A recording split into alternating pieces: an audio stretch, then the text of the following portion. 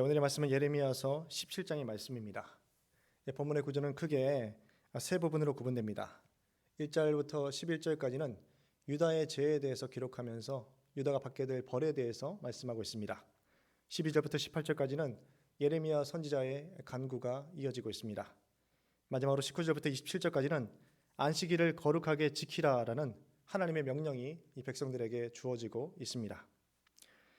여호와 하나님이 유다의 죄악에 대해서 먼저 지적하십니다. 예레미야서 17장 1절의 말씀을 우리 여러분들께서 읽어주겠습니다. 읽겠습니다.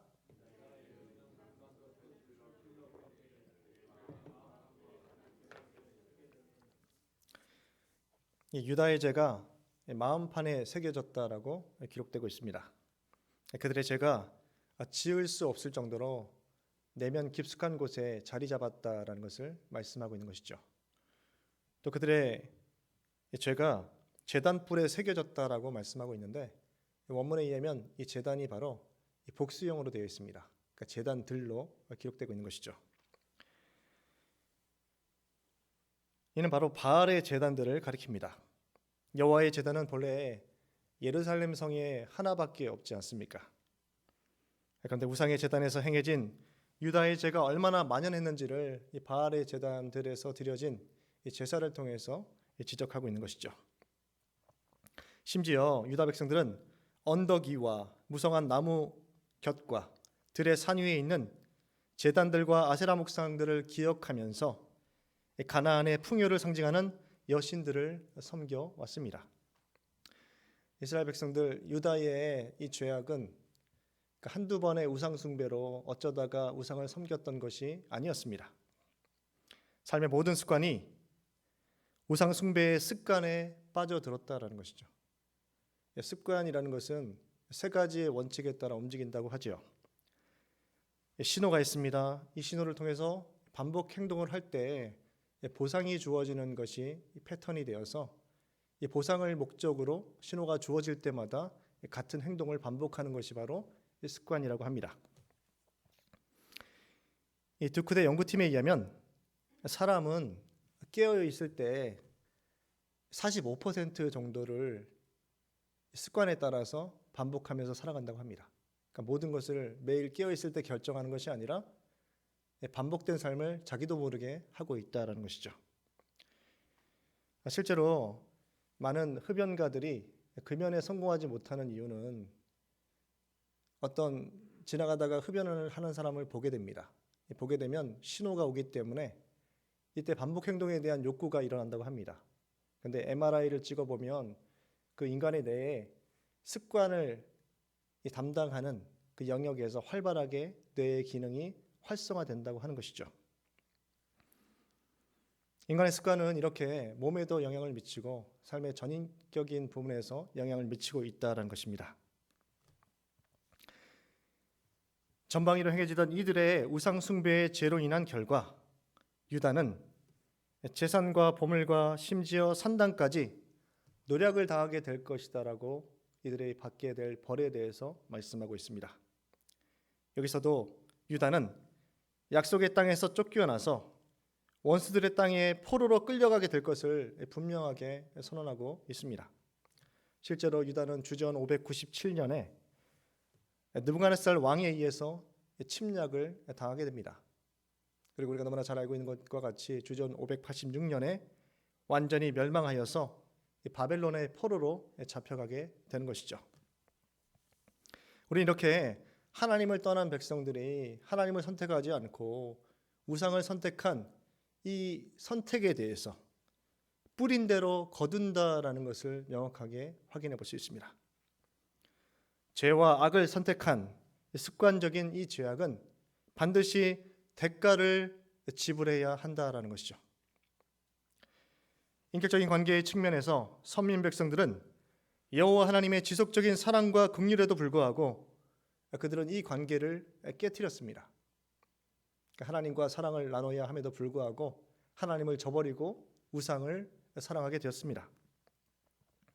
이 우상으로 하나님을 대체하려 했던 것이죠. 이 모든 것이 므낫세 치하에서 이루어진 우상의 장려 정책으로 인해서 이루어졌습니다. 가는 곳마다 하나님이 아닌 우상을 섬기고 이 바벨 아세라상을 만들고 또 바알을 섬기는 일들을 계속해서 했다라는 것이죠. 악인들의 꾀가 죄인들의 길을 선택하게 하였고 마침내 오만한 자들의 자리에 앉게 하였습니다. 그러니까 우상숭배는 한두 번의 잘잘못에 의해서 징계와 심판을 당하는 것이 아닙니다. 존재론적으로 그들의 생각은 악이 가득 찼고 날마다 삶의 선택에 있어서 하나님을 대적하는 세속적인 것을 선택해 왔다라는 것이죠. 그 결과 교만하고 오만한 자리에 앉아서 그들의 삶이 굳어진 것이 바로 우상숭배의 특징입니다. 17장 5절부터 8절의 말씀에서는 마치 시편 1편의 말씀을 상기시킵니다. 저주받을 자와 복을 받을 자의 두 부류의 사람에 대해서 설명하고 있습니다. 먼저 여호와께 저주를 받을 자는 사람을 믿고 육신으로 자신의 힘으로 삼는 자들을 가리킵니다. 바로 여호와 하나님을 떠난 사람들을 가리키는 것이죠. 그들은 하나님의 도움을 필요로 하지 않는 사람들입니다. 사막의 떨기나무와 비교되었는데 메마른 땅과 소금기가 가득한 땅에서 어떤 열매도 맺지 못하고 생존하면 급급한 모습을 보이는 자들을 가리키는 것이죠. 반면에 복을 받을 자는 여호와 하나님만을 의지하는 자들이 복을 받는다라고 기록하고 있습니다. 그런 여호와를 신뢰하고 여호와 하나님만을 소망으로 삼는 자들을 가리킵니다.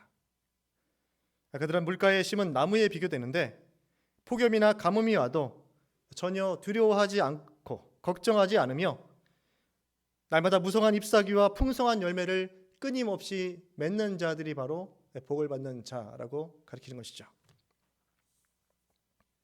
이 두 부류의 대상 중에서 유다 백성들은 어디에 속하겠습니까? 이들은 복을 받는 자로서의 삶이 아니라 저주를 받는 자가 되었다는 것이죠. 여호와 하나님을 떠난 자들이 되었습니다. 저주와 복이 어떻게 사람들에게 정확히 시행되는가에 대한 질문이 주어지고 있는데, 그런데 여기서는 한 가지 문제점이 있습니다. 그것이 바로 사람의 마음이라는 것이 치료할 수 없을 정도로 간사하고 부패하였는데 과연 누가 그것을 알 수 있는가 하는 문제점이 생기는 것이죠. 예레미야서 17장 9절의 말씀을 우리 같이 읽겠습니다. 만물보다 거짓되고 심히 부패한 것은 마음이라 누가 능히 이를 알리오마는. 사람의 마음을 다 파악할 수 없는데 어떻게 그의 행위에 따라 상과 벌을 줄 수 있느냐라는 의문이 생기게 됩니다. 그 의문에 대한 답이 10절에 기록되고 있습니다. 제가 읽겠습니다.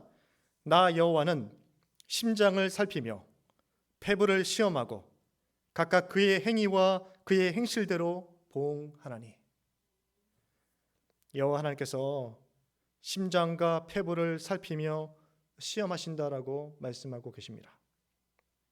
하나님은 인간 이해의 범위를 넘어서는 이 마음을 꿰뚫어 보시며 살피십니다. 인간에게 숨겨진 것이라 하더라도 하나님께는 결코 숨겨질 수 있는 것이 없습니다. 그러므로 하나님의 상과 벌로 보응하시는 것에 있어서 어떠한 오류나 어떠한 실패도 있을 수 없다라는 것을 말씀하고 있습니다. 본문의 12절부터 18절까지는 예레미야의 간구가 기록되고 있습니다. 마치 시편에 등장하고 있는 개인 탄원시의 형식을 취하고 있습니다.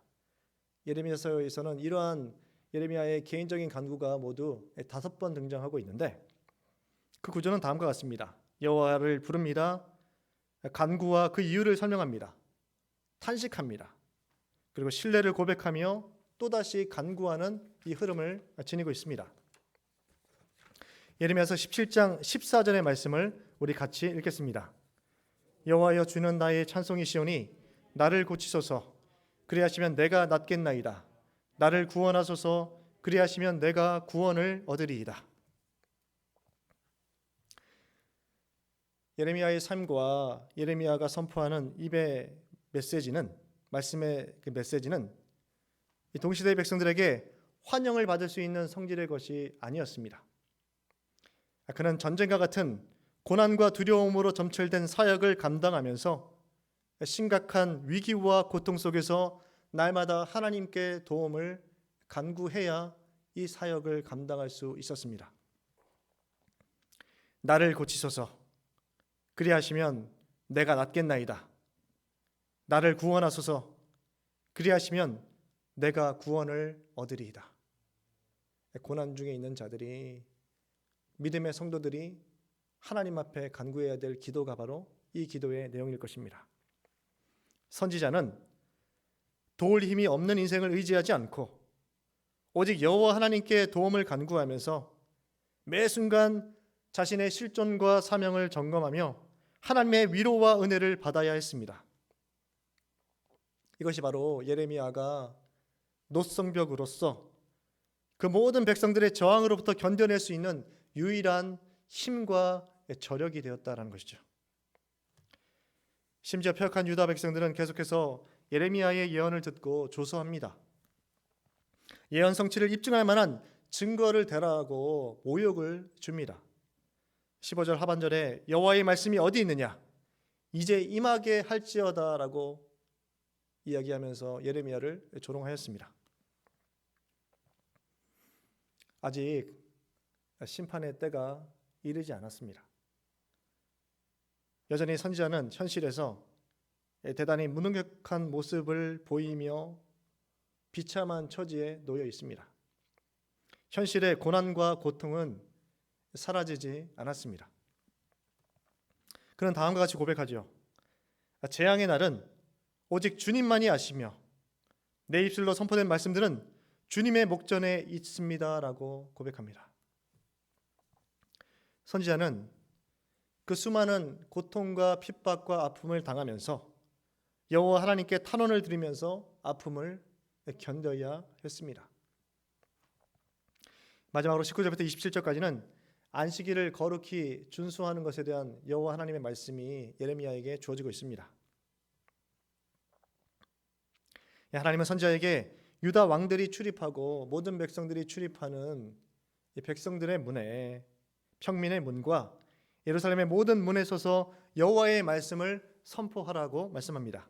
우리 예레미야서 17장 21절에서 22절의 말씀을 우리 여러분들께서 읽어주시겠습니다. 읽겠습니다.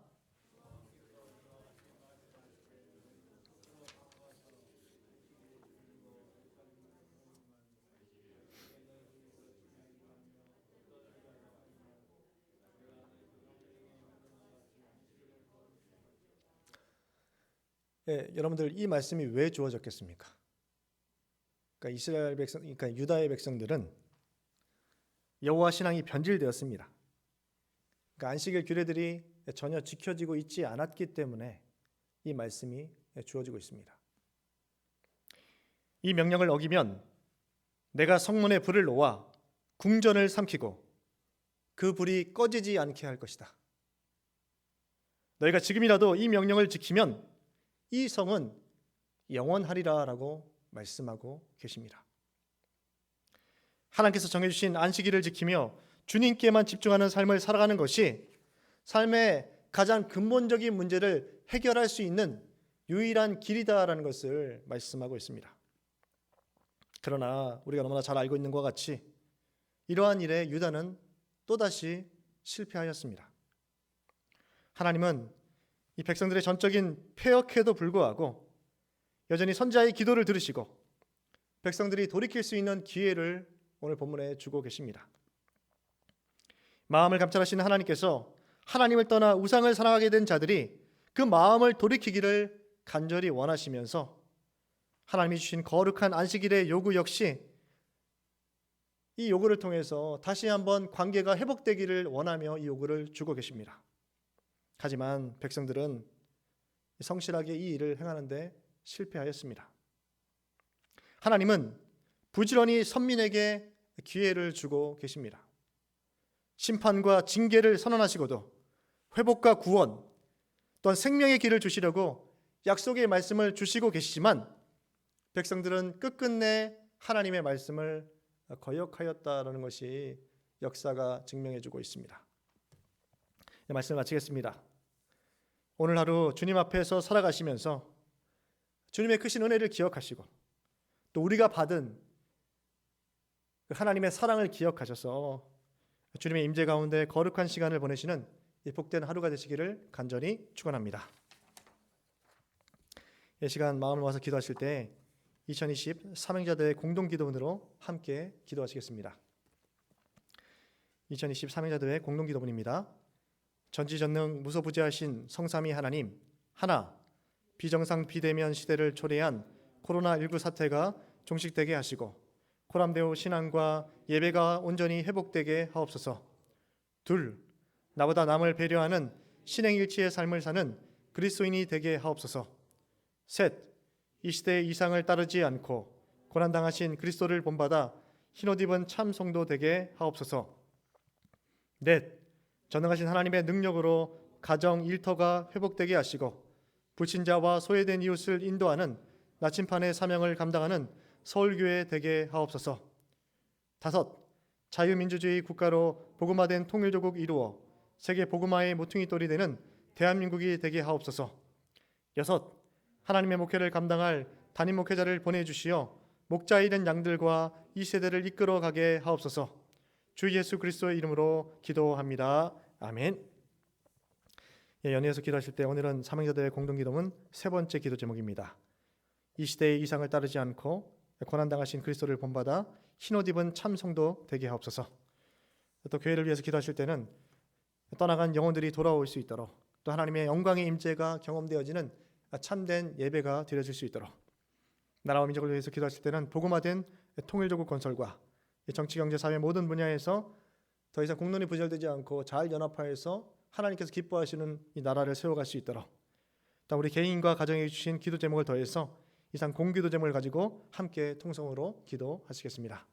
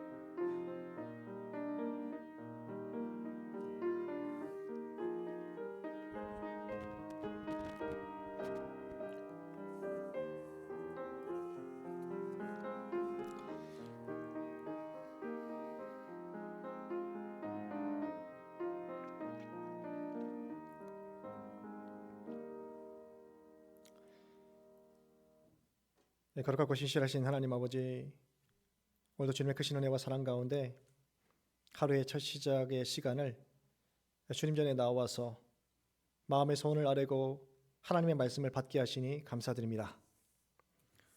배역한 유다 백성들이 계속해서 하나님이 주신 기회를 거절하고 거역하는 모습을 통해서 우리의 모습을 되돌아봅니다. 하나님, 성령 충만함의 은혜를 베풀어 주셔서 우리의 영적인 상태와 실존을 깨닫게 하시고 세속적이고 혼합주의적인 신앙이 아닌 주님께만 영광을 돌리며 주님을 의지하는 참된 그리스도인이 될 수 있도록 인도하여 주시옵소서. 이 시대의 이상을 따르지 않고 고난당하신 그리스도를 본받아 예레미야 선지자와 같이 흰옷 입은 참 성도가 될 수 있도록 인도하여 주시옵소서. 한 해가 다가도록 코로나19가 진정되지 않고 추운 날씨에 전 세계적으로 확산되고 있는 추세입니다. 주님, 이 나라와 이 민족 모든 열방들을 불쌍히 여겨주셔서 이 전염병의 위기로부터 우리를 지켜주시고 우리를 구원하여 주시옵소서. 완벽한 치료제와 백신이 개발되게 하셔서 이 전염병의 근본적인 문제가 해결되어질 수 있도록 역사하여 주시옵소서. 이 나라와 민족 가운데 이 복음으로 통일조국 건설 이루어지게 하시고 모든 나라의 정치, 경제, 사회 모든 분야에서 국론이 분열되지 않으며 마지막 때의 땅끝까지 복음을 전하는 사명을 감당할 수 있는 조국이 될 수 있도록 인도하여 주시옵소서. 주님께서 사랑하시는 서울교회가 하나님께서 기뻐하시는 교회가 되게 하시고 거룩한 주의를 성소하며 참된 예배를 통하여서 하나님과의 관계가 회복되어지는 귀한 예배가 드려지는 교회가 될 수 있도록 인도하여 주시옵소서. 육신의 질병과 마음의 병으로 인해서 이 고통스러운 삶을 살아가는 영혼들이 있습니다. 특별히 원로 목사님의 건강을 지켜주시고 맡겨진 사명을 잘 감당하실 수 있도록 힘과 능력을 더딥혀 주시옵소서. 어제 큰 수술을 받고 회복 중인 영혼들이 있습니다. 또 항암 치료로 인해서 오랜 시간 괴로운 삶을 살아가고 있는 아픈 그 영혼들이 있습니다. 하나님, 저들에게 찾아가심을 통하여서 의인의 간구는 역사하는 힘이 크다고 하셨습니다. 가장 강력하고 효과적인 치유의 역사가 일어날 수 있도록 인도하여 주시옵소서. 수능 시험이 얼마 남지 않았습니다. 믿음의 자녀들의 앞날을 우리 주님께서 열어주시고 저들의 마음의 소원을 따라 진학의 길이 열려질 수 있도록 인도하여 주시옵소서. 취업과 직장과 사업과 결혼을 위하여 기도하며 태의 문이 열려지기를 기도하는 사랑하는 우리 자녀들의 오랜 간구에 우리 하나님 응답하여 주시옵소서. 우리 삶의 유일한 구주가 되신 예수 그리스도의 이름으로 기도드립니다. 아멘. 하늘에 계신 우리 아버지, 아버지의 이름을 거룩하게 하시며 아버지의 나라가 오게 하시며 아버지의 뜻이 하늘에서와 같이 땅에서도 이루어지게 하소서. 오늘 우리에게 일용할 양식을 주시고 우리가 우리에게 잘못한 사람을 용서하여 준 것 같이 우리 죄를 용서하여 주시고 우리를 시험에 빠지지 않게 하시고 악에서 구하소서. 나라와 권능과 영광이 영원히 아버지의 것입니다. 아멘. 오늘도 교회와 나라와 민족을 위해 기도해 주신 여러분께 진심으로 감사드립니다.